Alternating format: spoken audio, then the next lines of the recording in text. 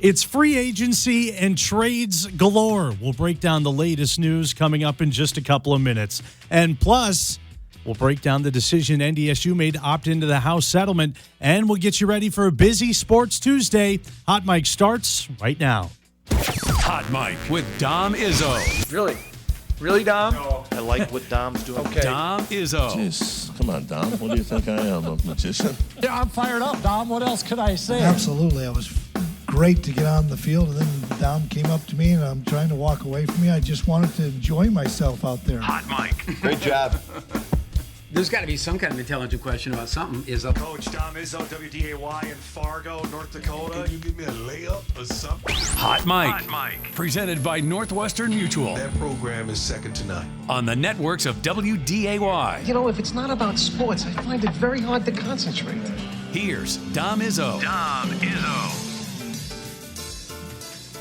Good Tuesday morning. Welcome to this news-filled edition of Hot Mike on WDAY Extra, KSFL TV in Sioux Falls. Hello to everybody in Rapid City watching us on KNBN, also streaming on Inform.com and WDAY+. Welcome back. Hope you enjoyed your Monday. Ready to keep it rolling into today. A lot to get to today. No shortage of stuff going on. We will make sure to break down everything that we can over the 2 hours that we have this morning. Once again, Sam Getzinger filling in for Dom Izzo. Dom is off on vacation this week. He's back in his homeland of New York. He had a little bit of flight trouble. He said that he always has flight troubles going on vacation. He had some of that yesterday. I'll let him break it down for you when he gets back coming up next week on Monday. But I believe he's off in New York now, enjoying some time with family. So I'll be here with you until the rest of the week, until we get into the 4th of July weekend. That's coming up here in a couple of days.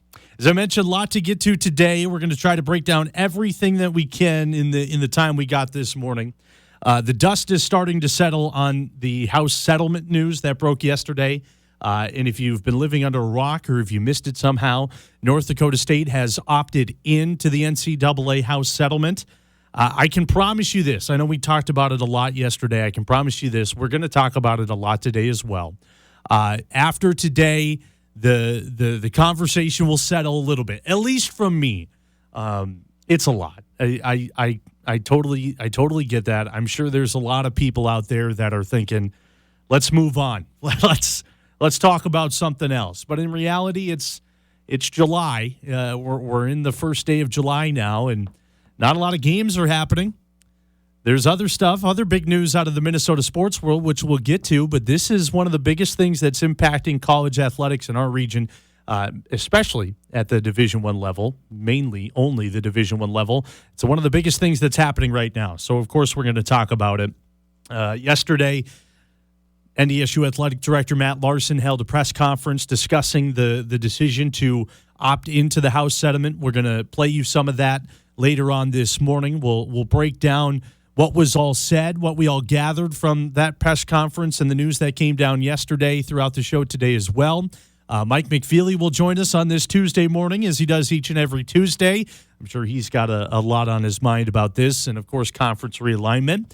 We'll also hear from the coach, Coach P, Tim Polasek, and his thoughts on all this going down in the midst of getting ready for a college football season. So that is coming up later in the show. Be sure to stick around for that. But again, we'll settle down on this. But it's hot. It's a new topic. It's affecting college sports in our area, no doubt about that. So we're going to mention that throughout the show today. Okay, with that being said, outside of the MLB yesterday, there was really nothing going on. There was a slate of MLB games. A lot of teams had off that were in the AL Central, so really nothing that affected the Twins. The Twins were off. So no highlights to show you today, which is all right. But that doesn't mean we can't pass along some big news that happened yesterday, and we can't get you ready for a busy Sports Tuesday on the docket for today. Okay, let's start off this morning with the good old Minnesota Twins. And of course, they were off yesterday after dropping the series to Detroit. They got throttled on Sunday by Tarek Skubal and the Detroit Tigers. Skubal had 13 strikeouts, gave up 1 hit. Combined, the Twins only had 2 hits in the game on Sunday Night Baseball just a couple of days ago. So they're looking to put that in the month of June in the rearview mirror and forget about it. Never happened. Now we go into the month of July. Twins off yesterday, as I mentioned. They're back at it today. We'll preview that series here. The Twins are in Miami for a 3-game stretch against the Miami Marlins. Interesting here to start the month of July.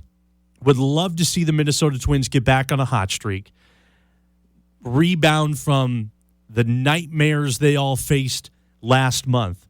It's going to be, I can't tell if it's going to be difficult in this first series of the month or not. Miami has definitely had their struggles. They're well below 500, 37-45 this year. They're 4th in the NL East standings. But here's the kicker. They've won their last 7 games in a row. So they're not too bad of a team.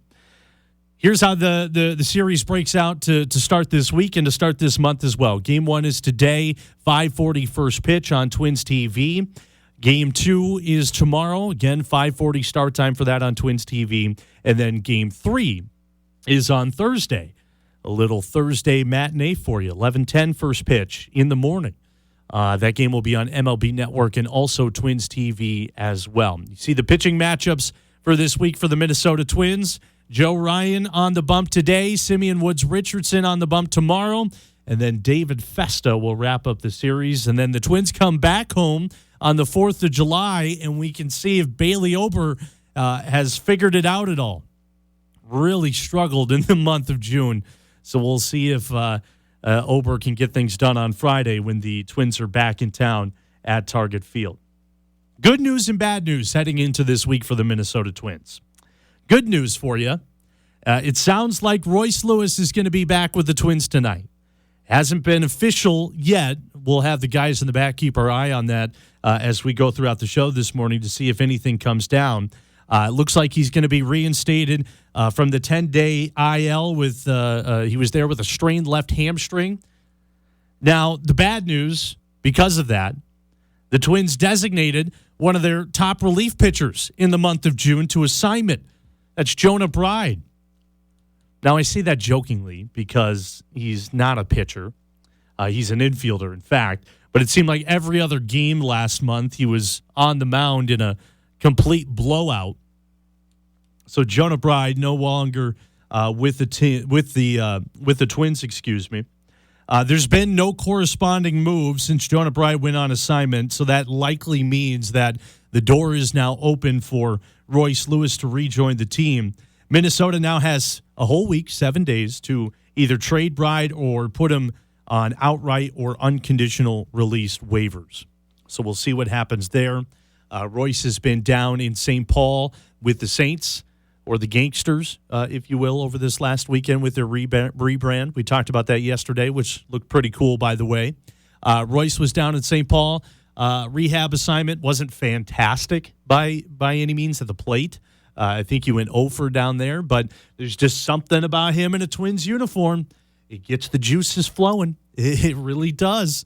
And we'll see if he can spring it back. And I think every Twins fan in the world is just hoping that he can stay healthy for once and make an impact to the team. Again, pitching matchup for tonight, Joe Ryan, Edward Cabrera, who is 2-2 this year with a 3.78 ERA, an 8-3 record for Joe Ryan. See if they can start the month of July on a high note. Before we set the show up here the rest of the way and get into our first break, also a big thing happening tonight in the WNBA. The Minnesota Lynx back in the Commissioner's Cup Final, which is coming up tonight. The Lynx are the best team in the league right now, 14-2. They've only lost 2 games all season. They welcome in the upstart Indiana Fever tonight that are led by a rising star, Caitlin Clark. Now, that's a hot topic depending on who you ask. Here's the deal going into tonight. Caitlin Clark versus Nafisa Collier, that's worth the price of admission alone in this Commissioner Cup, which is essentially the in-season tournament that you've seen in the NBA over the last couple of years. The Lynx have won this, or trying to win it back-to-back. They won it last year. They're trying to do it again for a second year. These two, Collier and Clark, they're 2 of the league's best. No two ways about it. Collier is right now the MVP of the league. There is nobody better than Nafisa Collier in the WNBA. But here's the thing. They've both been injured this season. Caitlin Clark she says day to day. She was out for a good portion of the season so far with a quad injury. Most recently out with a groin injury. She's been back practicing. She says that she wants to play tonight. Nafisa Collier has also been injured. She missed a couple of games a couple of weeks ago with a back injury. She has since returned and had been fairly solid in the 2 games back from injury, putting up 23 and 26 points. And you're just hoping that they're okay, because this is going to be a fantastic game coming up later on tonight with the Lynx and the Fever. You want to see best on best. You want to see the top 2 vote getters in the All-Star voting right now. Caitlin Clark and Nafisa Collier, which is a whole nother can of worms. Caitlin Clark, if I remember correctly, is leading the fan vote for the All-Star game, but she's 9th in the player voting. So what does that tell you? I'll let you make of that what you will. I don't know what's going on over there with Caitlin Clark. But you want to see best on best in this Commissioner's Cup final tonight. No doubt about that. Another thing to note going into the big game tonight in Minnesota, by the way, backup guard Carly Samuelson is likely out tonight. She left the last game with a foot injury, so we'll see how that changes things up for the Lynx. And for those of you that don't know what this Commissioner Cup tournament is all about, as I mentioned, it's pretty much the in-season tournament that you've seen in the NBA. If you win, the team splits a pool of $500,000. If you lose, the losing team gets $10,000 each. So there's still something into it. I was reading up last night, getting ready for this game and getting excited about it, if you will. I saw this quote from Courtney Williams, who's been a stud on the Lynx, and what she's hoping for tonight and why she wants to win the Commissioner's Cup. And I thought this was interesting. She said in the Star Tribune yesterday that she doesn't care about the hardware. She wants the bag. That was her quote. I want that bag straight up. Let's call a spade, man. We're trying to get that money. So there's something on the line here in the Commissioner's Cup final. Hardware aside, back-to-back championship, doesn't matter. I want to get that $500,000. So that game is coming up tonight. You can catch it on Amazon Prime. 7 o'clock start time for that. Indiana at Minnesota to get you ready and looking forward to a busy Sports Tuesday. So we go from absolutely nothing yesterday to a couple of decent games going on today with the Twins starting at 5:40 today against the Miami Marlins and the WNBA Commissioner's Cup with the Lynx looking to get that bag, $500,000. All right, with that being said, there's a ton more to get to today. Wild news, Timberwolves news, other news in the NBA, North Dakota State football news, you name it. We got a lot going on for you today. Let's set up the show here today. Our guest lineup brought to you by Northwestern Mutual is a good one. Mike McFeely joins us at the bottom of the hour, 9:35, to talk about North Dakota State's decision to opt in to the House settlement. He was at the press conference yesterday. We'll get his thoughts on everything moving forward with North Dakota State athletics and, frankly, what the future looks like. Also at 10:35 today, one of the newest Bison football commits, not the newest Bison football commit, Q Barnslater from Apple Valley, Minnesota, will join us on the show. He announced his commitment to North Dakota State in April. He'll talk about his decision coming up to Fargo and what kind of player he is and what it's been like over the last couple of months since he made that call. We will get to that later on in the show. Great guest lineup for you today. Also, we're going to sprinkle in Tim Polasek in there as well at the start of hour number 2. We're going to get his thoughts on what the decision to move into the House settlement means for the NDSU football program. And we're also going to hear from Matt Larson in just a couple of minutes as well from the press conference yesterday. So a lot to get to here on this Tuesday morning. We're just getting started. When we come back, Matt Larson explaining North Dakota State's decision to join into the House settlement. That's coming up next on Hot Mic.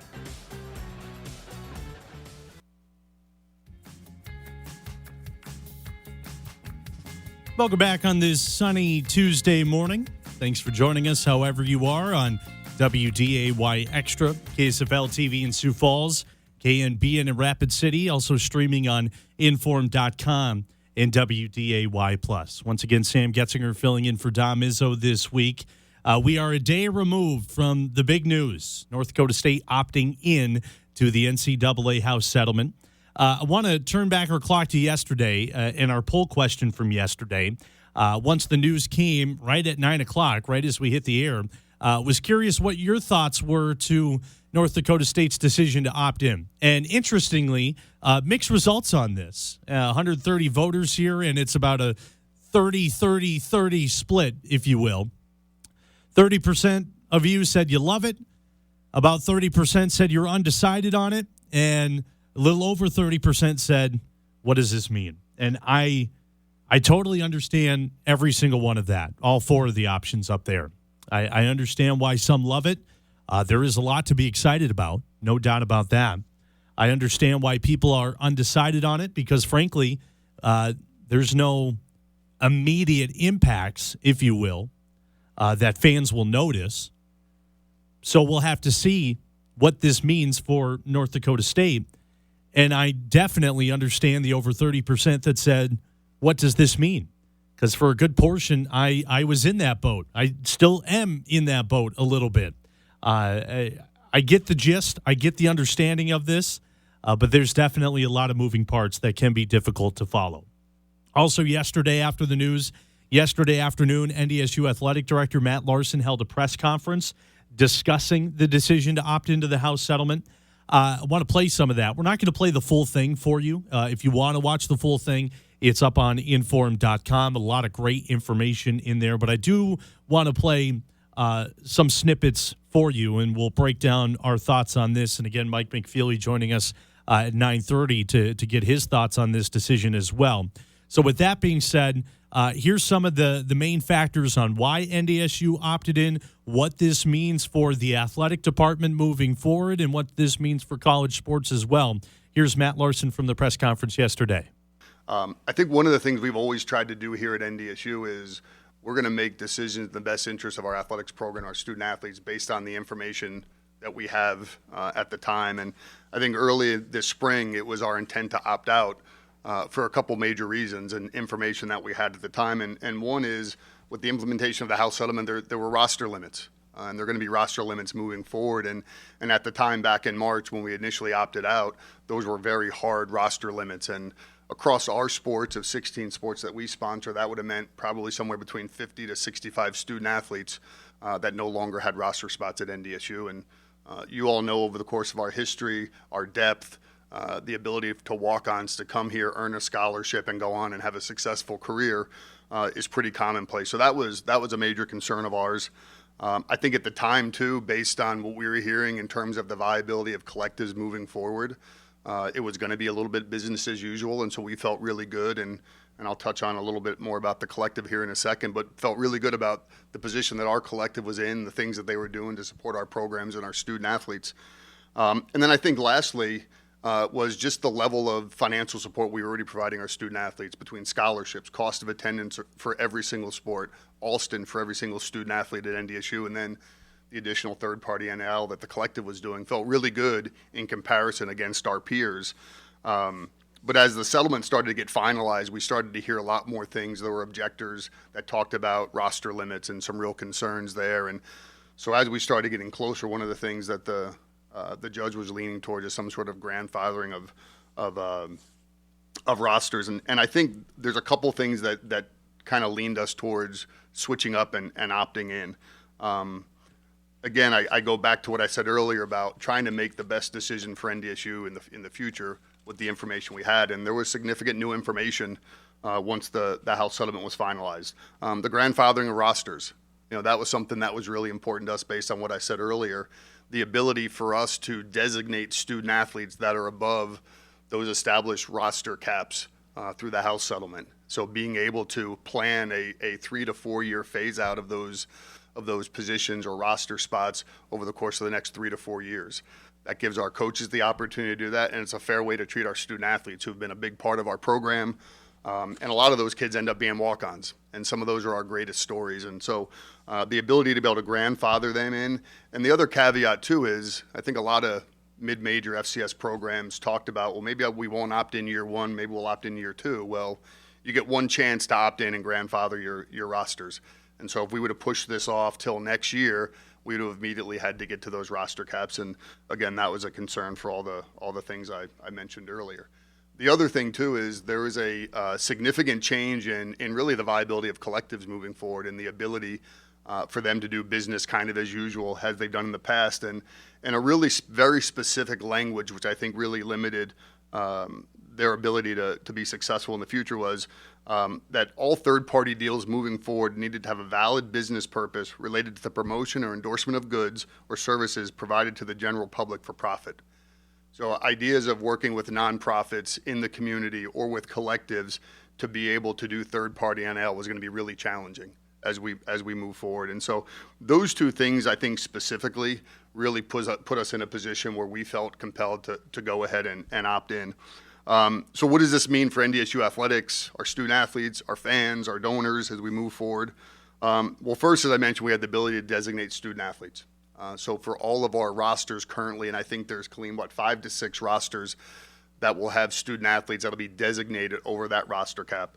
We'll have a chance to designate them, and they'll be protected until they either exhaust their eligibility, graduate, or leave NDSU. And again, that's something that we felt really important for us. And then once they leave, then we'll be at that hard roster cap moving forward.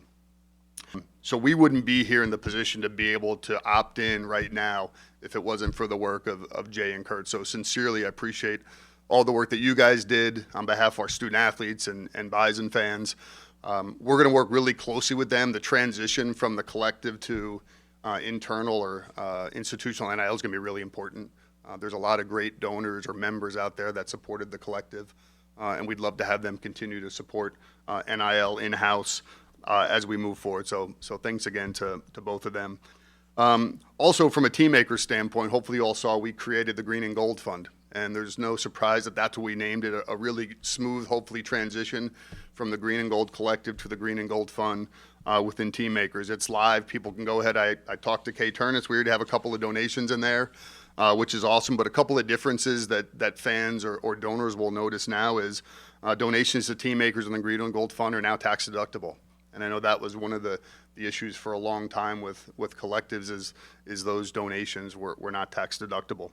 And then the other thing, too, gifts to institutional NIL will also impact your team maker status and also your priority points, which for those folks out there that live in the priority point world, it's a big deal, right? When it comes into getting access to events, access to tickets, national championship tickets, et cetera. The need still remains. It's now we're just doing it through a different mechanism. And so I think trying to build off the momentum that both Jay and Kurt have established, being able to deliver on a lot of the things that they were able to deliver to their members that were different than maybe things we've done with donors in the past. So I think that's going to be critically important. And for us to reach out to them right away and thank them, because again, the reason we're here is because those folks got on board early, believed in this, and quite frankly had an impact. And so if we can let them know that impact is still critical, still really important, we're also hopeful that the tax deduction piece will unlock some folks who maybe were a little more hesitant to make donations to support this. So, I think we're really hopeful. I think we're confident. Again, I think Jay and Kurt are both committed to working with us and for us to get in front of those folks and just let them know how important their role is in our future. The other thing, too, about protecting these student athletes is if a protected student athlete at another institution wanted to transfer to NDSU, they would still be protected. So they would actually go into our protected pool. There's not a huge push to add scholarships. I think right now people are more concerned with the NIL piece than scholarships. Now, that could evolve over the course of the next couple of years, so we'll see what that looks like. But I think we want to continue to be at the forefront of that. If that number starts to move, we would like to see that as well. Again, I still am a firm believer in, at least for the foreseeable future, we're not going to be a place that's paying kids $500,000. That's not who we are, and I don't know if that's who we want to be. But we'll work really closely with our coaches to make sure that there's a rhyme and a reason and there's a plan that makes sense for their program and it makes sense for the leagues in which we operate and what the expectations are for those programs. You know, when I got into college athletics, it was about developing young people to go on and be successful in whatever career they chose and give them a really great experience in college athletics. But I think like any industry, they all have major evolutions, and this is a major evolution. And I would say probably early on, some of our coaches will probably tell you, I was resistant to some of this stuff. And not because I don't think our student athletes deserve support, but it was 28 years of amateurism coming back to and hitting you square in the face. But I think if done right, and I said the balance for us is always going to be, how do we find a way to financially support our student athletes in a really good way, but also make sure we're bringing in the type of kids that we've seen at NDSU for decades. The kids that it is about team, it's hard work, it's perseverance, it's all the things, it's competing for championships, it's doing the hard things when people aren't looking. How do you balance those two things? And I feel pretty confident our coaches can continue to do that. But yeah, this is a completely new world. There's Matt Larson, the athletic director for North Dakota State University, from the press conference yesterday. Again, not the whole spiel. If you want the whole deal, you can go back and it's up on inform.com. A couple of great articles up there as well, breaking down this decision to opt into the NCAA House settlement. A lot of things to take away from that. Some things that we already knew. Obviously, we knew that the grandfathering in of the roster spots was important, and that flipped the decision for North Dakota State. Also, the ability for the institution itself to pay its athletes, that was a major point of that. We knew that. It was confirmed yesterday. Those were two leading factors as to why North Dakota State went in there. Again, this decision is not surprising. I go back to the conversation we had yesterday with Bill Chaves. He said it's only a matter of time before everybody opts into this at some point. But the benefits to doing it now are so much greater than doing it later. You get that 5-year window essentially to prepare yourself. And if you opt in later, you don't have that ability to grandfather things in. Of course, the news with the Green and Gold Fund and the Green and Gold Collective now dissolving, that's important stuff. You saw there's incentives to donate to that, and there's a new way to get to that, and we'll touch on that a little bit more when Mike McFeely comes in for a couple of minutes. A lot of things to take away. I totally understand from our poll question yesterday your thoughts and why it was a split reaction to all of that. Love it, undecided, don't know what any of this means, totally get that. But do encourage yourself to educate what's going on, because this is going to impact college athletics for the long-term future. Not a doubt about that. We're going to break down this a lot more here in just a couple of minutes. We'll step aside. When we come back, Mike McFeely joins us on this Tuesday morning. We're talking House settlement and some conference realignment news. That's coming up next on Hot Mike. Oh, it's Mr. McFeely. I have seen the future, and he was wearing number 5, and I ain't talking about Robbie Grimsley, folks. Took out the muffins, took out the trail mix, took out the cookies. They stole the monster cookies. Wow, that's awesome. That is so awesome. Let's do some broadcasting. Yeah. Let's do it. Mike McFeely in with us on this Tuesday morning. We've been knee-deep in the House settlement talk. During that whole commercial break, we were getting, it should be. Should be deeper than that, but I'm not sure you can say that on the air. You're right. How deep we are into this. You're right. Well, I appreciate you coming on and helping us break down this whole thing. I got a question for you. Oh, go ahead. Hit me. If WDAY TV has a roster limit of 35 people and they have to get down to that in 5 years, would they designate you? Most likely, no. Or would they just say, you know what? If he transfers to Minneapolis. I'm sure they would do just fine. If he transfers to Minneapolis, we're just going to lose that roster spot for Sam Getzinger. Oh, yeah. That's like trying to compare this stuff to like real life situations to where it makes sense. I mean, I don't know. Well, I would hope they would designate me. I would hope so. Well, yeah. But that would, I guess, mean that you're not a scholarship broadcaster, though. That's right? true. I mean, that means you'd be a walk-on broadcaster. So that's I'm okay. I'm a chip on my shoulder kind of guy, so I'm okay with that. Is it required that every walk-on has a chip on their shoulder? Like when you see a walk-on you're down in the field before the games, and actually during the games, you're down in the field for NDSU football games. When you look at a kid that you know is a walk-on for the Bison, do you literally see a chip on his shoulder because he knows that he was under-recruited. He knows that he was undervalued. He knows that nobody believed in him except for NDSU. Yeah. He's about to prove Yeah. a point that everybody made a mistake by not offering him a scholarship. Do you see that chip on their shoulder? I would say so. Okay. I would say so. Would you agree with that or no? I don't know if there's a literal chip or if it's just Are you talking like a Lay's potato chip yes, here? like a literal or a microchip or a computer chip. No. Then in that case, no. Okay. But in the metaphorical phrase of that, yes, I would say so. Okay. That's just the tip of the iceberg to all this house settlement stuff. We just heard from Matt Larson a couple of minutes ago on from that press conference yesterday. You were there. What did you take away from everything? There was a lot to take away. Well, no doubt about that. I thought it was informative. I'm glad that they held the press conference. I know that I was on a couple of South Dakota outlets yesterday talking about this, and they seemed to be really up in arms why NDSU waited to the last day. And I said, I don't know.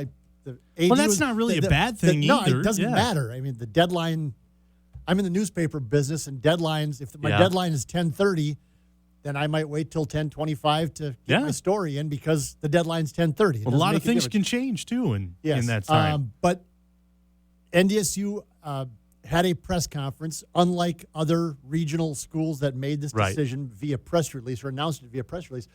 I'm glad they did. I'm glad that Matt Larson got up there behind a microphone and took questions from us because it helped explain to me, frankly, some of the stuff that I didn't understand. You know, I mean, all of this stuff is so in the weeds and administrative and, you know, designations and opt-in, opt-out and all roster limits and all of these things, you know, revenue share, institutional NIL.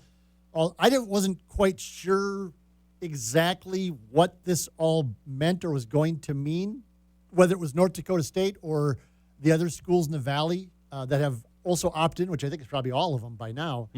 But it helped explain a lot of things to me that, you know, they did it because they were worried about the walk-on program, that if they had to get down to a roster limit of 105 immediately. Right. That's 50, 60 guys. That's 50, 60 across all athletes, of the sports. Athletes, I should say, not just guys. I guess it reiterated to me that, because there was some talk that NDSU might wait a year and then kind of see how things, but once you wait, but you don't get the ability. So you have to be down to those 105 in football, for example, immediately. Right. And so those types, and the institutional NIL, you know, taking it from the collective, the Green and Gold Collective, in-house. I thought Matt Larson did a good job of explaining that. Yes. You know, why that's important, that there were rule changes as to how collectives are going to work. And so why not just bring it in-house and have the control over donations and how it's distributed and just sort of eliminate the middleman, basically. I mean, it's giving now to NIL or revenue sharing, if that's the way you want to put it, it's really just part of the fundraising arm of North Dakota State. Yeah. Right? I mean, if you're going to some wealthy donor saying, you know, we need $1 million for a new meeting room or something, now you can go and say, you know what, we need $1 million to pay these guys because we don't want to lose Bryce Lance, Gray Zabel, Cam Miller, whomever. Right. And so that part of it to me is like, oh, okay. That makes sense. That makes sense to me. And obviously now there's incentives to that. If you do it tax deductible, it can help your positioning in team makers with priority points and stuff like that. And I talked to a couple of people yesterday before the press conference, and Matt Larson has reiterated this multiple times publicly, but for Sam and Mike, I'm not sure that we live in that where tax deductions are like a major issue. I mean, they always are. Yeah. Whatever. But for people of real means, tax deductions are a big thing. If you're going to give $1 million to a university, right? It's a write-off, Jerry. You don't know what you're writing off, but they do, and it's a write-off. And so that's a big deal. Yeah. That when you gave money to, you know, Jay Bartley's collective or the Green and the Gold Collective, you couldn't write that off your taxes. So there were some donors, according to Matt Larson, that said, well, yeah, I'd like to give something, but, you know, I want a little something for doing that. Which makes sense. You know, it just kind of streamlines the process, I think. And so it's across the board, whether it's South Dakota State, North Dakota State, USD, UND, I think it was the obvious move once you looked at all the different components of what this means. And the way that the negotiated settlement came about on June 6th, it sort of eliminated the questions about why NDSU was sort of skittish about opting in the first place. They were worried about losing their walk-ons immediately. They didn't quite know what the rules were going to be for the collective. And so once that all came into a clearer picture, I think everybody went, okay, it's the obvious choice to make. Yeah. There's a couple other things from the announcement yesterday in the press conference that I wanted to ask you about that I'm fuzzy on, and I'm sure other people are fuzzy on as well, and something that we started this off with talking about, that roster designation spot. Explain that and how that works for someone that may not have gathered that. I know there's a lot of moving parts to it. So as I understand this, talking with Tim Polasek, the head football coach, and then Matt Larson, the athletic director, let's just take football because that's the one everybody's talking about is football. Okay, but this applies to every sport, every college sport for schools that opt in. I don't want to shortchange. Women's track, for example, at North Dakota State has been extremely successful, dominant in women's track at North Dakota State.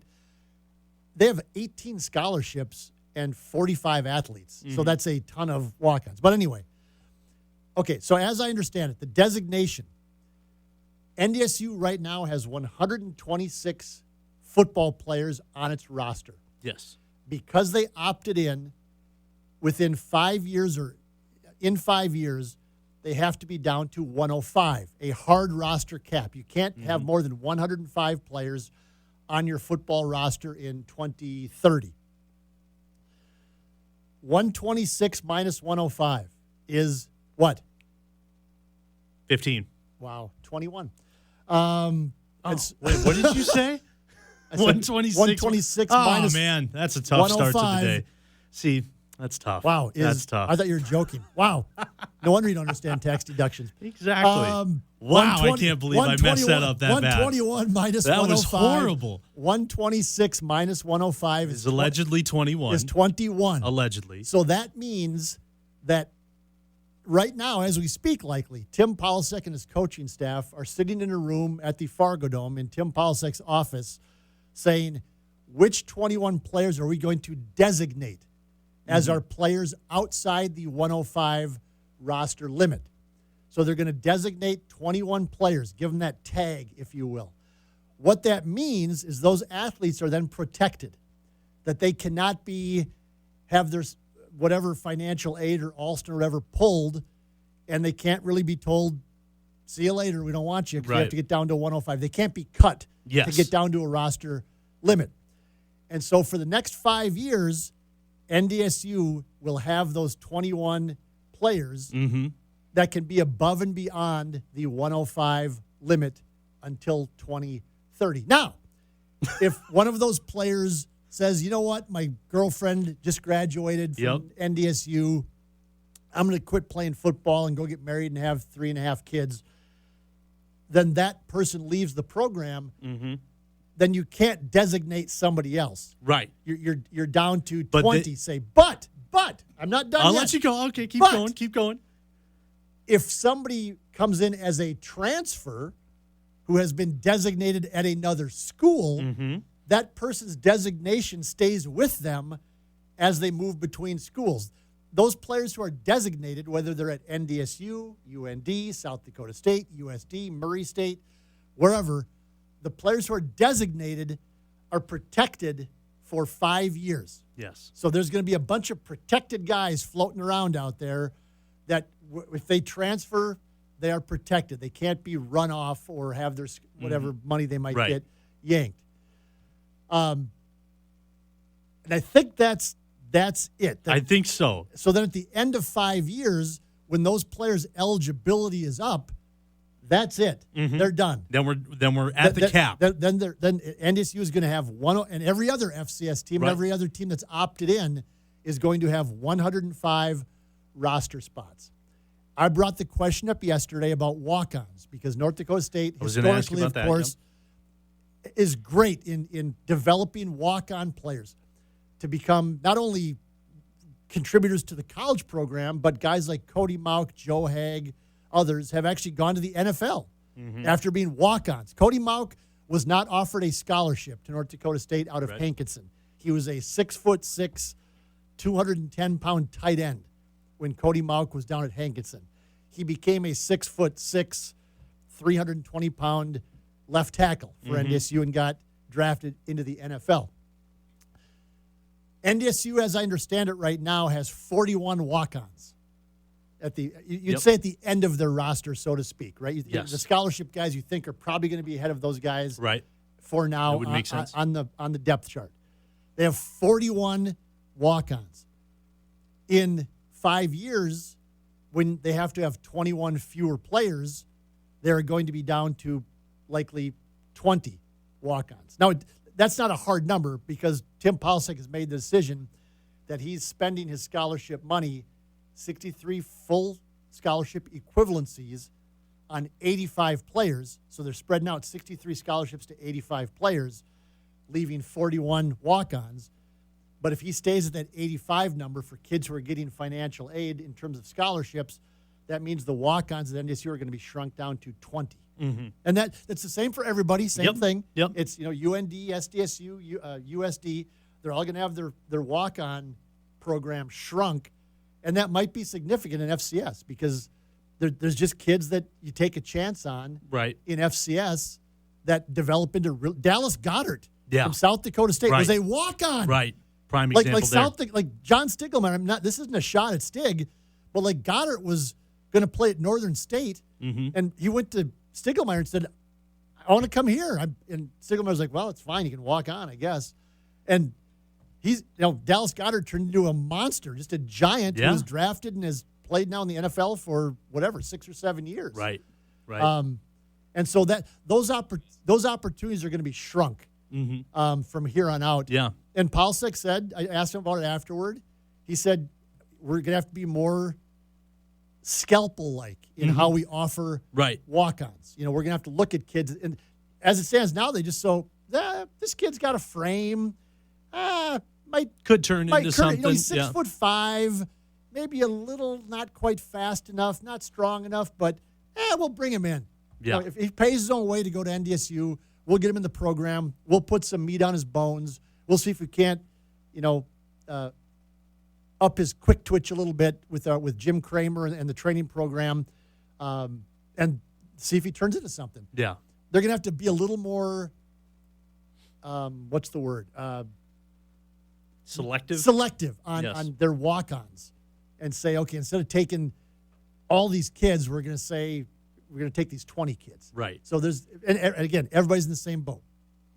Did everybody get all that? You're going to be quizzed There'll be a quiz. There's going to be a quiz on that later. Later today. Yes. Lot more to touch on with that, There's too. just a lot of stuff There's just going so on. much. Yeah. And I know that people, I don't know if they care. I just don't. I don't know. They just want to go to the games, say hooray for the Bison, beat these guys by 40, let's win another national championship. But in the long run, this is going to matter because it's going to matter for everybody. Absolutely. Because again, if you can't have 40 walk-ons, you can only have 20 walk-ons, then you have to really be careful with what you do with those walk-on spots. Want to continue that here in just a second. I do have another question pertaining to that. But let's take a break. Let's let you catch your breath after that explanation, and we'll digest all that, come back, a little bit more house settlement talk, and some realignment news as well. I want to get into that conversation with Mike McFeely. Texas State, baby. That's coming up when we come back. San Marcos, Texas.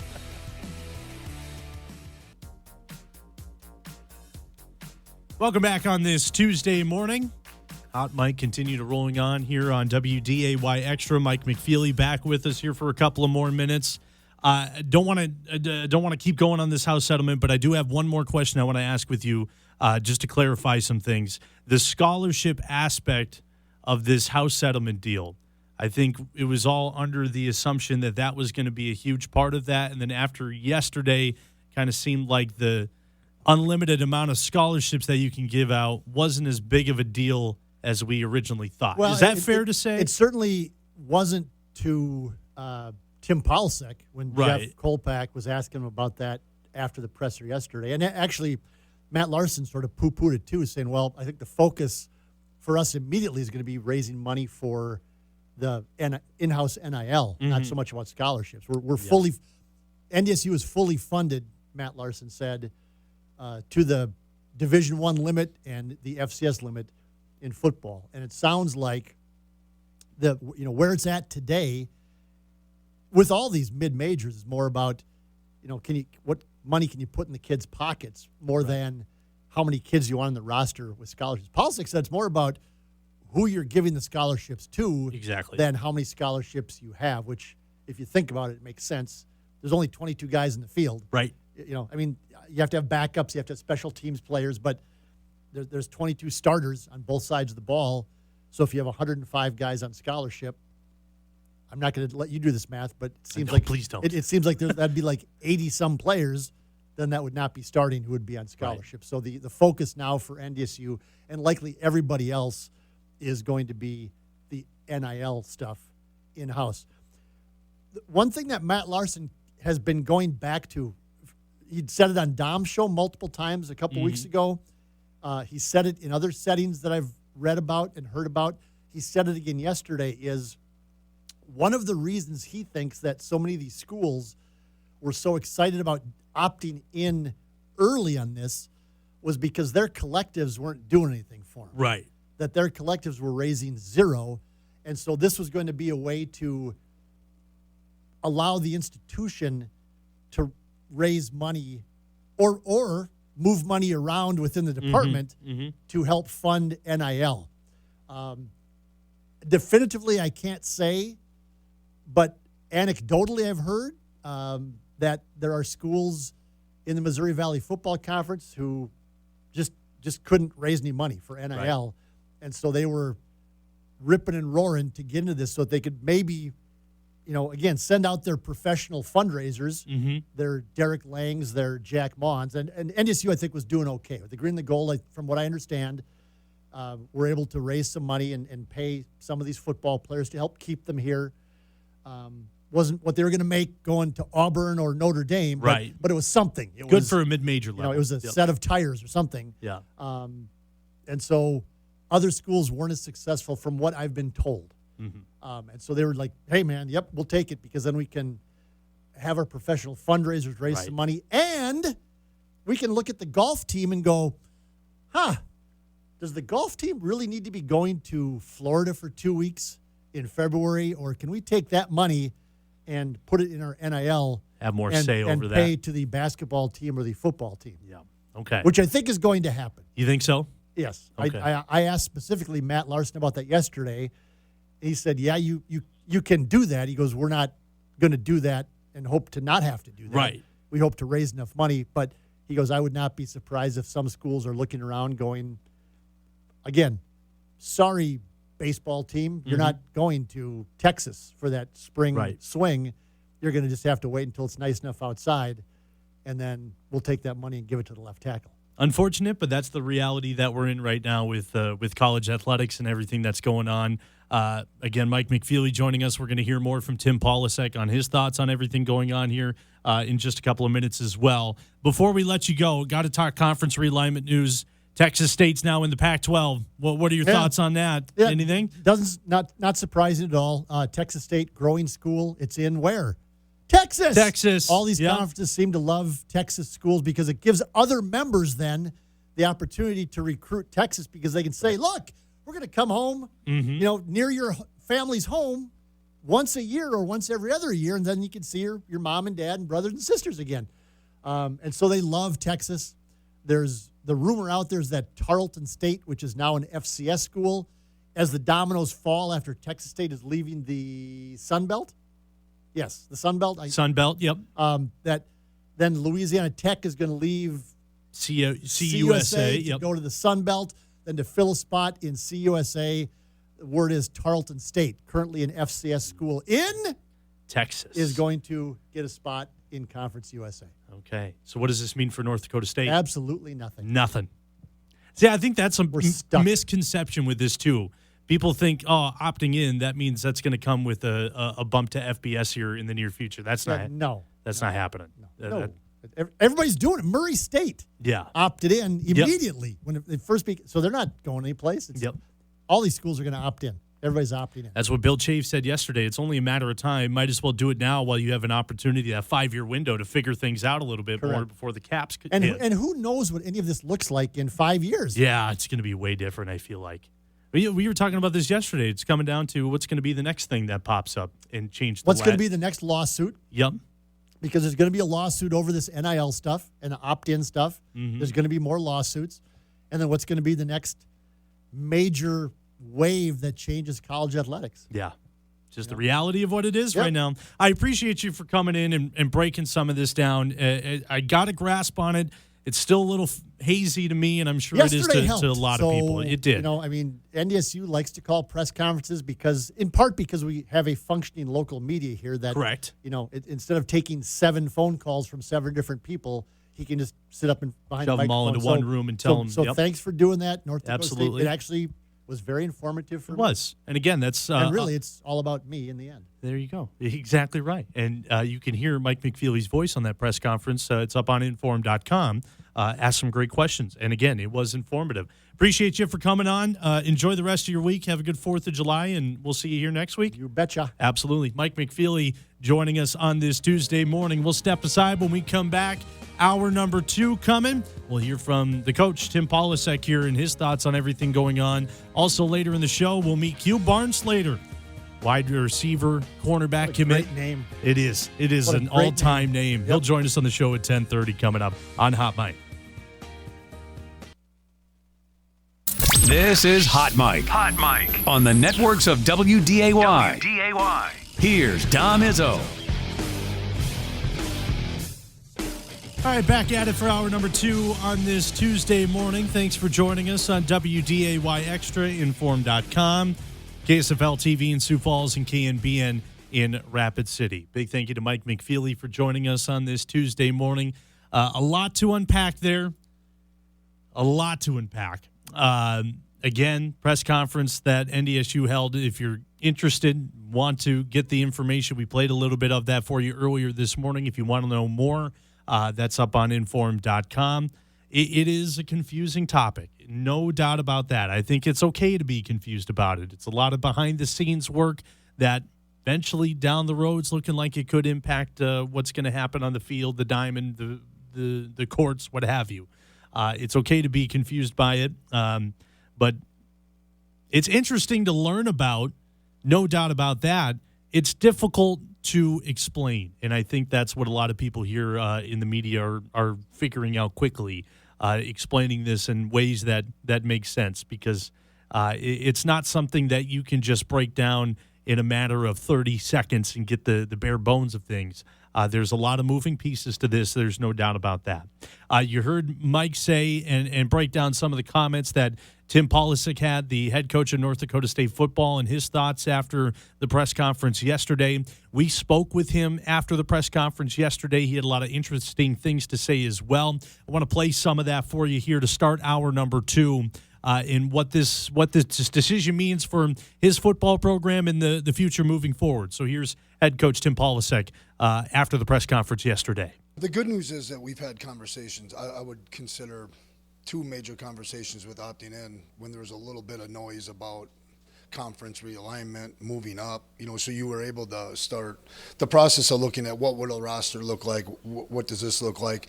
Early in the vacation here, camp season, I was able to come across a bunch of head coaches, going through a lot of the same things. And so to get educated on something away from football, away from recruiting isn't always fun. But I'm really excited about the work that our leadership on our staff did to learn more about what people are doing, what our athletic department's doing, how are they attacking that. I feel like we're well in stride with anybody that's at our level that we're trying to compete against for championships. Does this change recruiting for you at all down the road at all, how you attack that? Yeah, depending on how I sleep tonight and tomorrow with designating who we're going to designate, I think that's easy, right? We've always operated with the idea of 85 guys through 63 equivalencies. And so we'll slide those guys into a pool that's probably amongst the 105, and then anybody that is designated that earns a scholarship, that's how we've operated typically. They go into the scholarship realm.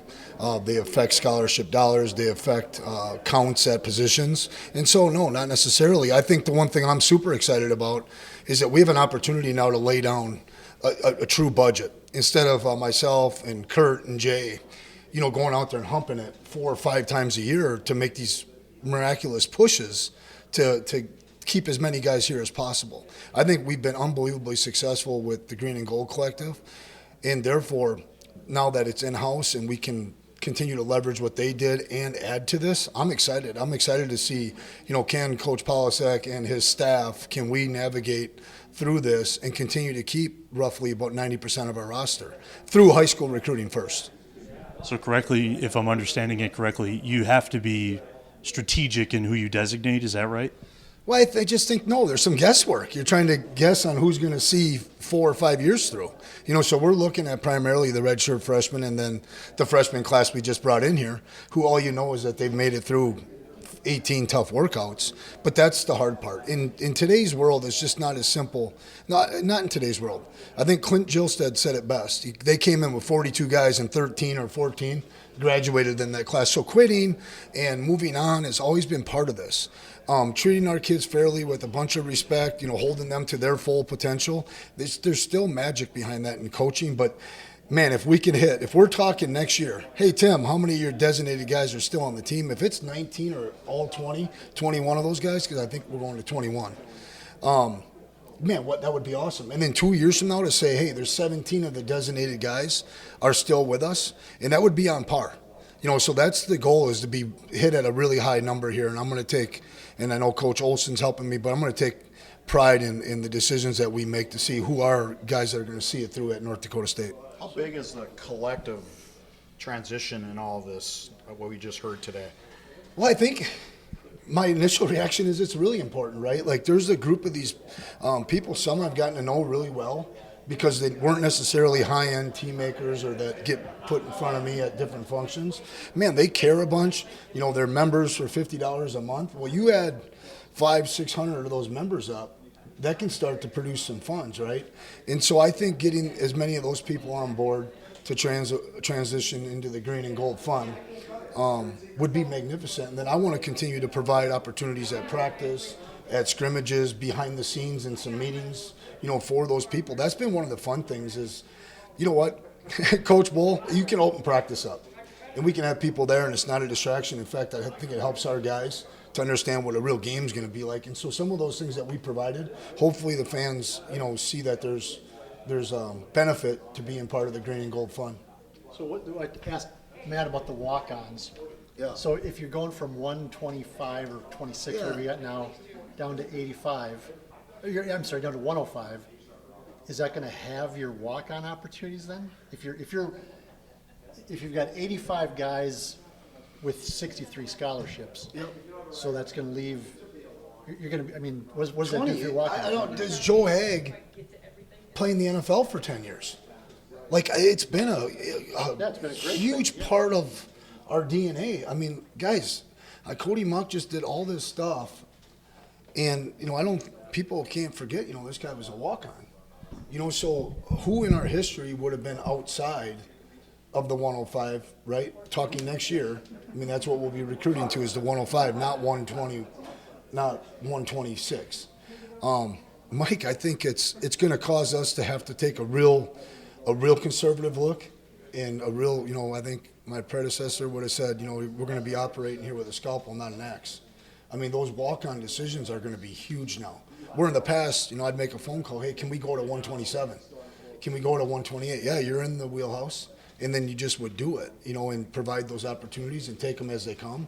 I think now those specific walk-on spots and what positions they get allocated to is going to be significant to our success moving forward, not only for those individuals, but for our football team. I'll go one step further. We've already started laying out, if there's 13 tight ends on the roster today, what does that look like when it's at 105? What kind of team do you want to be? Do you want to have 15 receivers on the team, or do you bring that number down? And so we have to make those decisions, and then that's where the walk-on number, much like the partial scholarship, will fit in. Are you going to push to increase scholarships? You could have a 105 if you wanted. Well, increased scholarship doesn't necessarily help you. And I had a conversation this morning with some really good questions from a person, and it was interesting. I shared this information. There was a couple of years that Chris Kleiman won championships here where we only had about 83 guys on scholarship. Coach Bowl won one with 81 guys on scholarship. So who's on scholarship and who's making the plays is still more important than how many scholarship guys you have. There's a lot of head coaches at the FBS level that I've communicated with that they're excited about the 105 because they would tell you, man, 70 to 85 hasn't always been the greatest on scholarship. So I think that's fair. I think it's just we're going to have to continue to try to hit as much as possible. And I'm not that interested in stretching 63 to 90. Now, if administration comes and says, all right, Tim, you got 70, well, now let's stretch that to 90 or something along those lines. Those are small conversations that we've already had. Because this school has precedent for bumping scholarships up in a hurry. Greg Bull did that. Yeah. 36 to 63 in a couple of years. Yeah, and I think that's where we're going to put most of our attention, I think, over the next year. You can only raise so much money, so does that go to revenue share or does it go to scholarships? And there are people that are operating right now in the P4s. It's all one. You're a $100,000 guy, you're a $150,000 guy. It's just all one lump sum, and you got to pay the bills. And so I don't know if we'll go down that road or not. I like where we're at. I like our football team right now, and looking forward to the season. What if Montana State goes to 105? Well, that's part of what I was talking about with conversations, right? Like, they opted in as a league. I think 3-4 months ago, there was going to be no budging on what they were doing scholarship-wise. Them opting in, believe it or not, had a lot more to do with your questions about walk-ons. Most of those schools were only operating with 108 guys, 107 guys. And so for them to opt in, they were talking about 3 players being cut at the time. Now they're getting them grandfathered in. We were just in a different realm. And I really appreciate Matt Larson's leadership on this. I actually think we made the right call by gathering as much information as possible. Get back to the walk-on thing. It's going to be fewer opportunities for the high school kids also, right? I mean, because if you got just using the 4 Dakota schools, that's presumably 80 walk-on spots, or roughly, that are going to disappear in the next 5 years, right? Do I have that correct? Plain math, Mike, you couldn't say it better. I don't, not a lot of this conversation over the last 2, 3, 4 years has been about the high school student athletes still getting opportunities, quite frankly. I mean, portal recruiting alone from institutions and programs out there have cut high school recruiting in half for some of the programs out there. I just know North Dakota State football wants to maintain and sustain high school recruiting is at the forefront. The less that we're in the portal, the more benefit that is for us. There's head coach Tim Polasek talking about the aftermath of opting into the NCAA house settlement and what this can mean for North Dakota State football. Interesting things to take away from that. You heard Mike McFeely earlier mention some of those things as well. I like the fact that he mentioned at the end there that the focus is still going to be high school recruiting and trying to find the guys that help North Dakota State get to the point that they're at right now, because that's what the foundation has been built on. It's going to be really interesting to see over the next 5 years or so, whatever it may be, how much this impacts the recruiting world of high school athletes. Because on the outside looking in right now, if you're not in that upper echelon tier of athlete at the high school level, things are going to be a lot more challenging for you to move on and play at the college level. I don't know. Interesting stuff to take away from all that. Thank you to Tim Polasek for taking some time yesterday to break all that down, the designation aspect of that, grandfathering in players into the rosters, scholarships, and what that can mean for North Dakota State as well. It's all very interesting, all very complex, a lot of moving parts to that. So thanks for Tim for taking some time and breaking that down. We're due for a break here. A lot more to get to on this Tuesday morning. We're going to continue our conversation about North Dakota State football and meet one of the newest members in the class of 2026. Q Barnslater will join us. He committed in April, and we will talk about his decision to do that coming up at the bottom of the hour. But we'll step aside right now. When we come back, we got some Wolves news to pass along your way. Turn our attention to the NBA for a little bit. Get away from this house settlement stuff. That's coming up next on Hot Mic.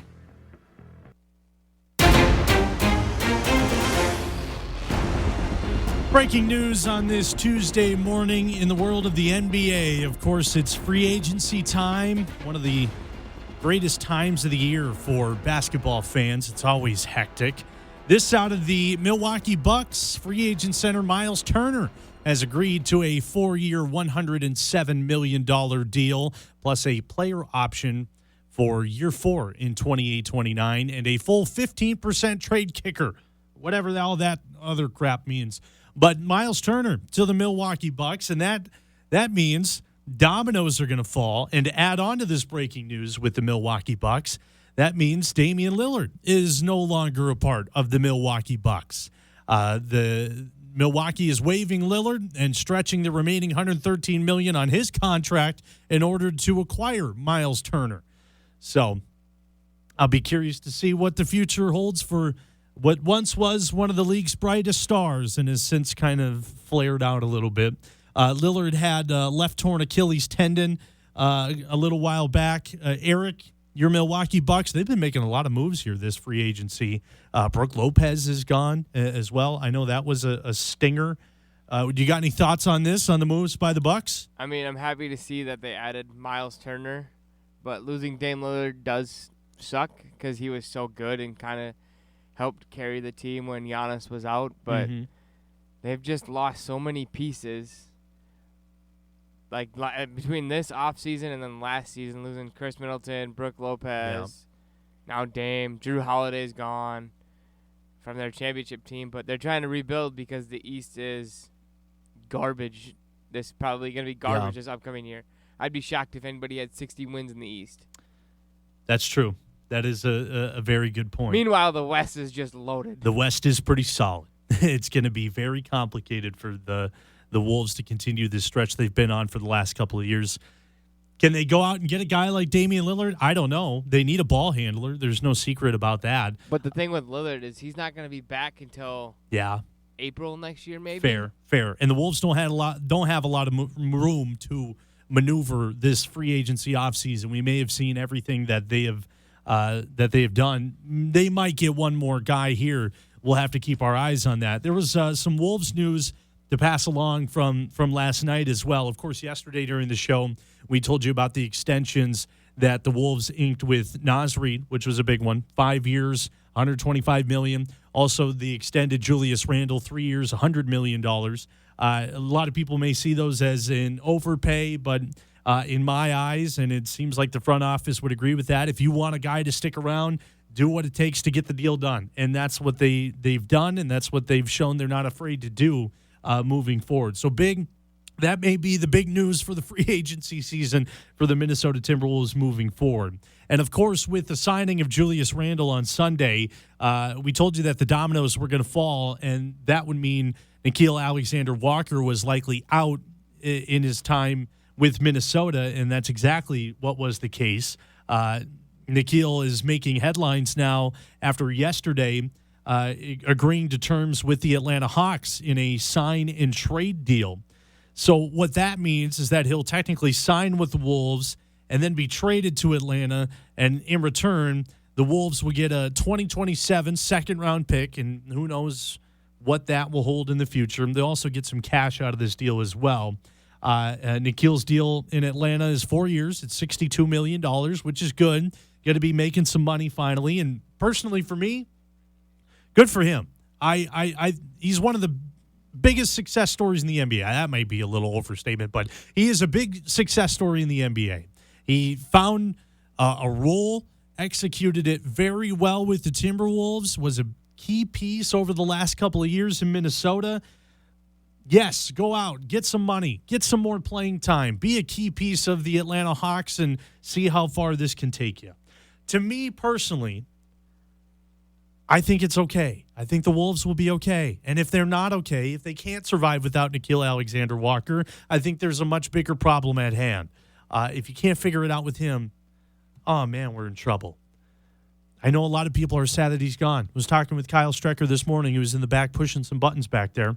It sounded like he was devastated this morning that Nickeil is no longer with the Timberwolves, and I understand that. He was a key piece to what these guys have done over the last couple of years, but they can't do it without him. Oh, man, we're in for some trouble. Other free agency news from the Wolves yesterday. Two-time former college basketball player of the year and bench stud, if you will. I wouldn't go that far, but Luka Garza, he's now gone with the Minnesota Timberwolves. He signed a 2-year, $5.5 million deal with the Celtics. Good deal for Luka. Boston's having some interesting times with their big men. Al Horford, his history's up in the air. They lost Luke Cornett in free agency. They need a big man. They seem high on Luka Garza, so this may be a good opportunity for him to finally play a little bit. And the other news is that the Wolves re-signed Joe Ingles to a 1-year deal worth $3.6 million. I think that's more of a locker room thing, just to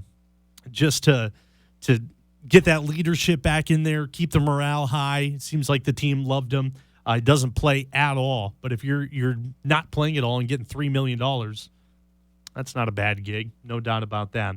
Of course, Josh Minot not with the team as well. The Wolves declined to pick up his team option, also Luka Garza's, and Garza, again, going off to the Boston Celtics. A lot more to follow up with free agency. I think we're going to have Q Barnslater on in just a couple of minutes, but before we get to that, Eric, quickly, do you have some breaking news to share? This coming out from Adam Schefter. The Dolphins, again, making some moves here. Dolphins are trading a conditional 2026 sixth to the New York Giants for a 2027 seventh-round pick and Darren Waller. Interesting. Waller is coming out of retirement after agreeing to a 1-year deal with the Dolphins worth up to $5 million. Oh, interesting. Okay. The Dolphins, again, yesterday, a part of a big trade with the Pittsburgh Steelers as well, boosting the secondary there. And now Darren Waller. I didn't even know he was retired. Maybe I was out of the loop on that. But that'll be cool to see him come back in, see what he can do with Miami, see if the Dolphins can make a run this year.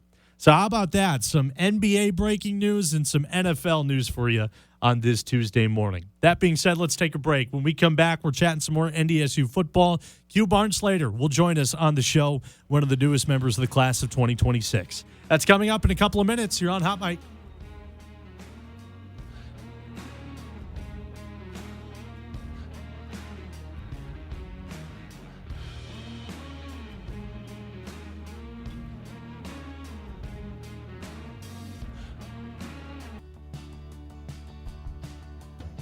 Welcome back to Hot Mic on this sunny Tuesday morning.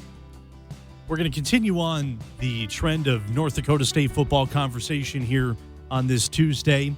Of course, you heard from head coach Tim Polasek earlier on the aftermath, the decision to opt into the House settlement. Let's move our attention over to the recruiting trail here. Of course, for the Bison, it'll likely be cold for a little while here. Because they're pretty well set for the class of 2026 right now.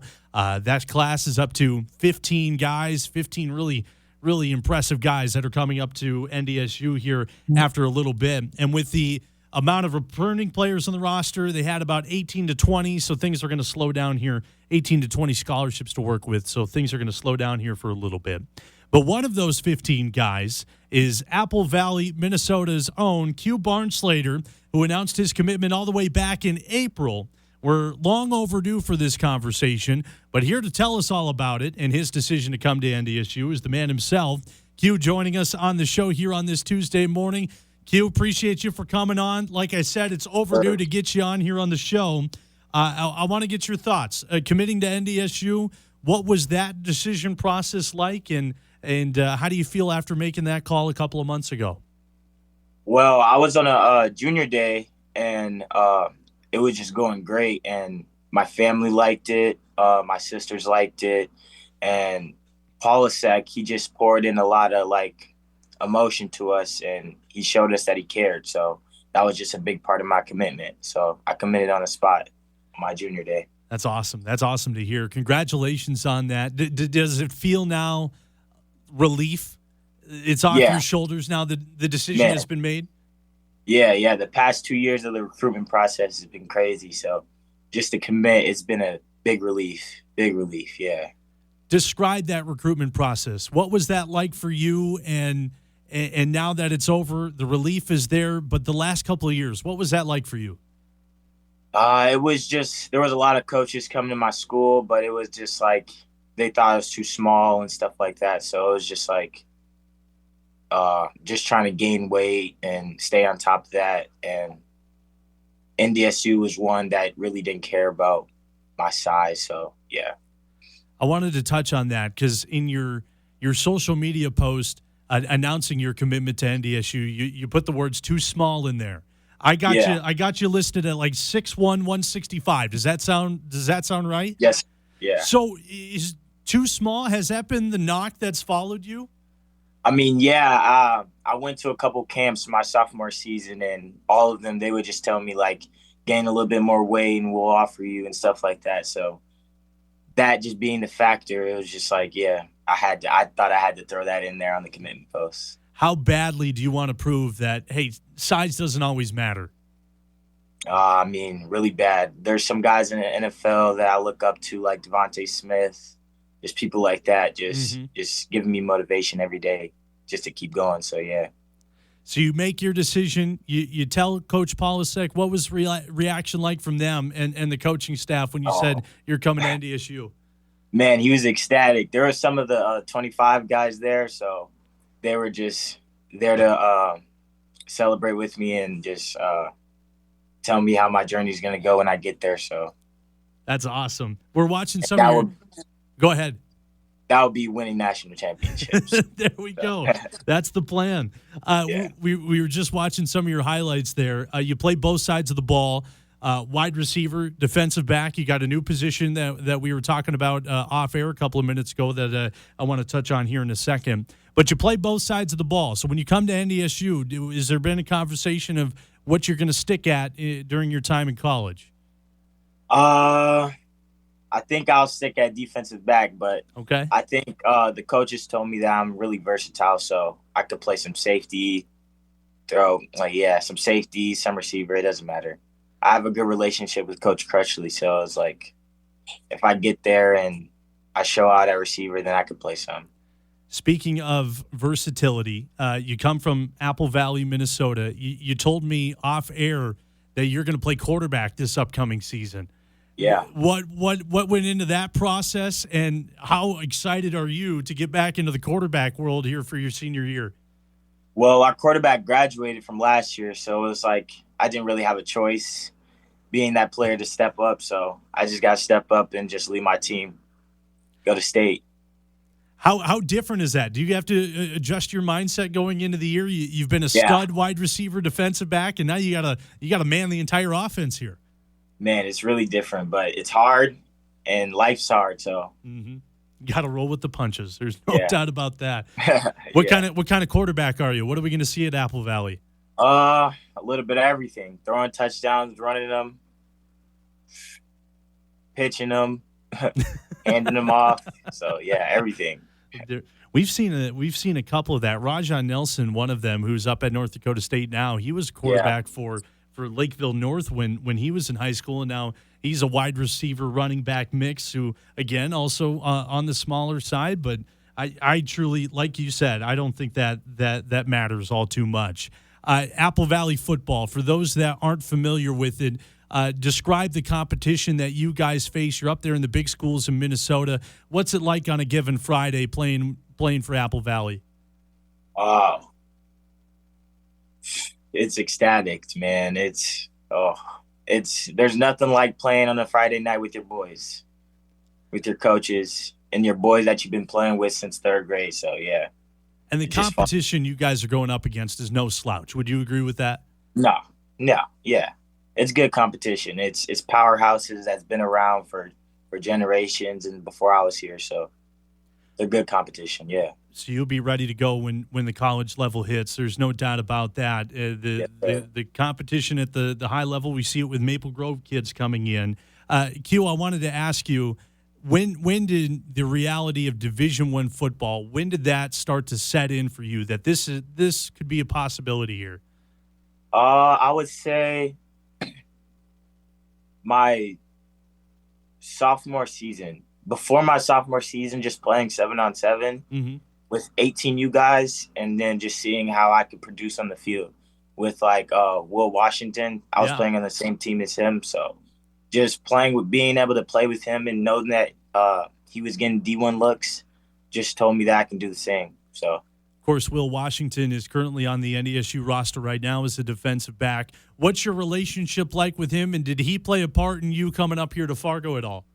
I mean, yeah, he was hounding me for the whole time that I got the offer. So, yeah, just telling me to come and just telling me how great it was. So, yeah, and I was definitely listening to him. So, what has he told you about being a part of this North Dakota State football team that intrigued you?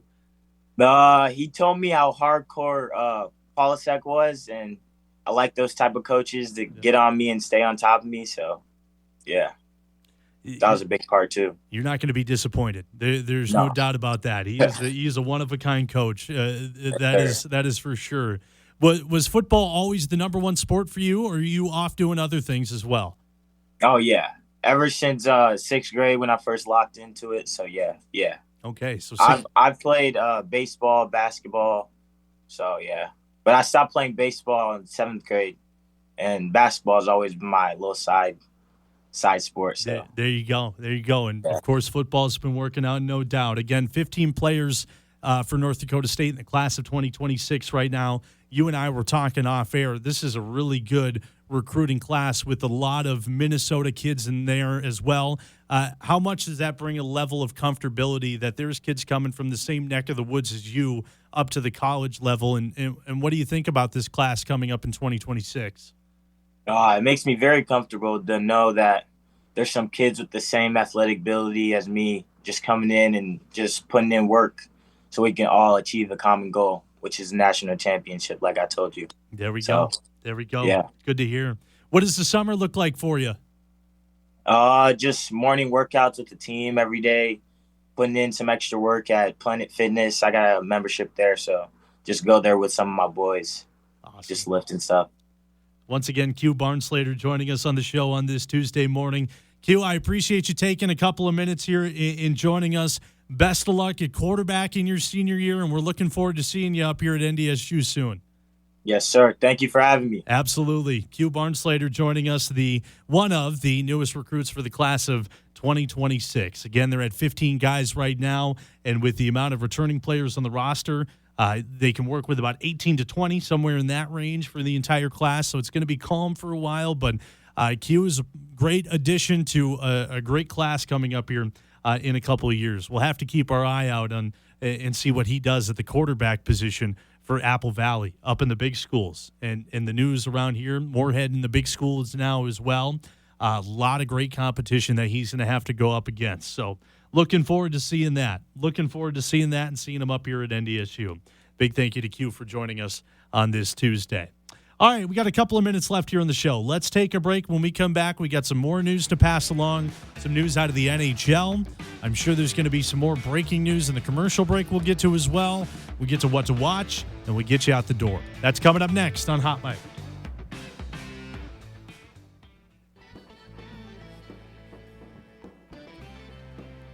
Couple of minutes left to go to wrap up the show here on this Tuesday morning. Once again, Sam Getzinger filling in for Dom Izzo this week while he is off on vacation back in New York visiting family. I'm also sure today he's celebrating Bobby Bonilla Day as well, July 1st. That means it's Bobby Bonilla Day. It means he's getting his payday back, like $1.2 million he gets every July 1st up until 2035. Not a bad gig. So I'm sure he's off celebrating that.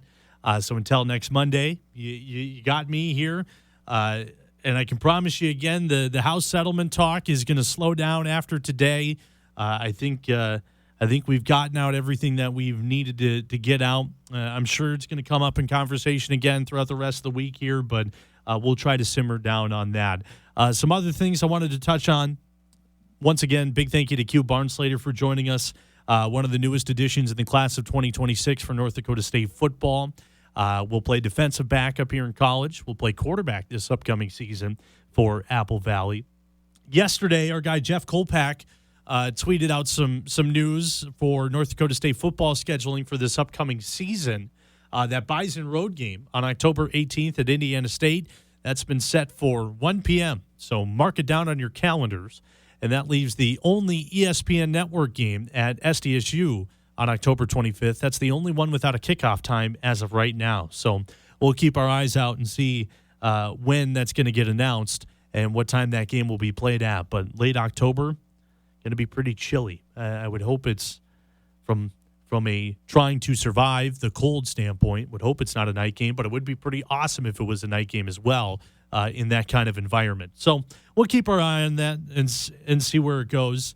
Of course, the other news today is that NDSU starts their next chapter with Under Armour no longer wearing Nike gear. They'll move to Under Armour officially starting today. And I tell you what, the uniforms look pretty solid. Eric, you got anything to add on this and the scheduling for North Dakota State? What do you think about everything?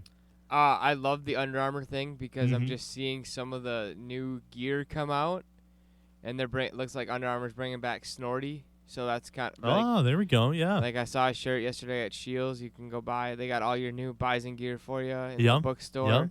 And then the schedule. You're complaining about a night game in Brookings. I'm not complaining. Like it's the end of not even the end of October.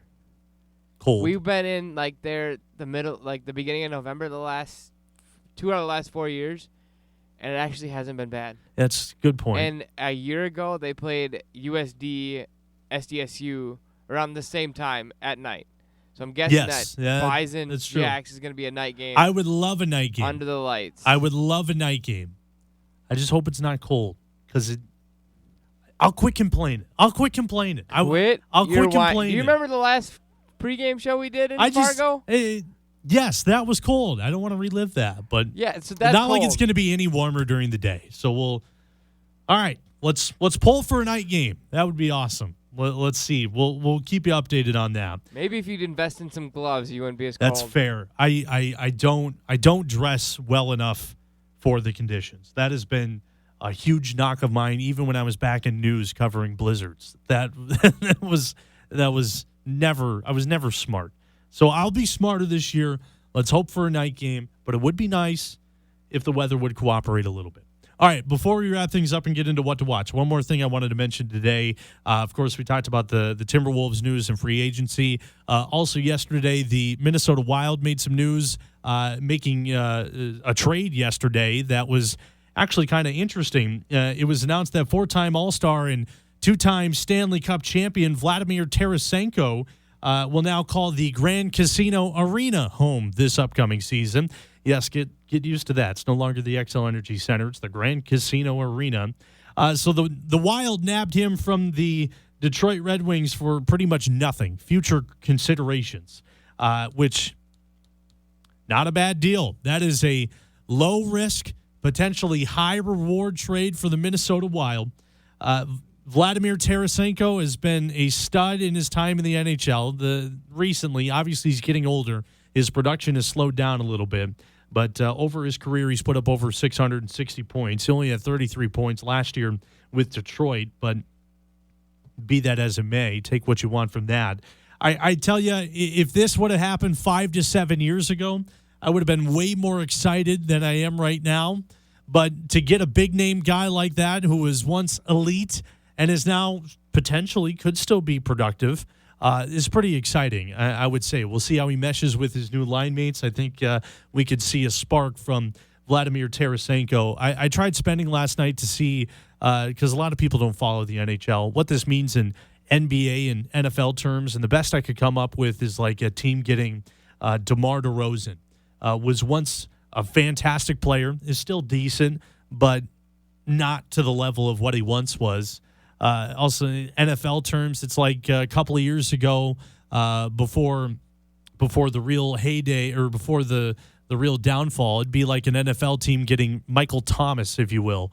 That's how I see that. Was once great, now could potentially be productive, but I don't know if that's going to happen. But there's the news from the Minnesota Wild. Vladimir Tarasenko now joining the team and will make headway to Grand Casino Arena. That was the big news from yesterday. All right, let's get into our What to Watch and wrap things up here for today on this Tuesday.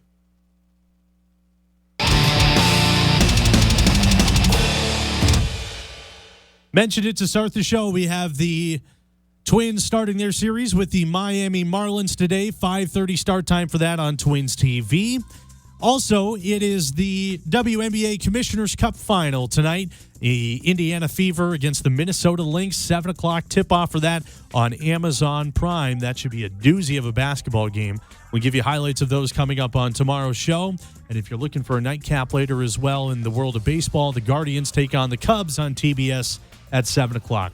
Thanks for joining us today. We'll see you back here tomorrow. Enjoy your Tuesday.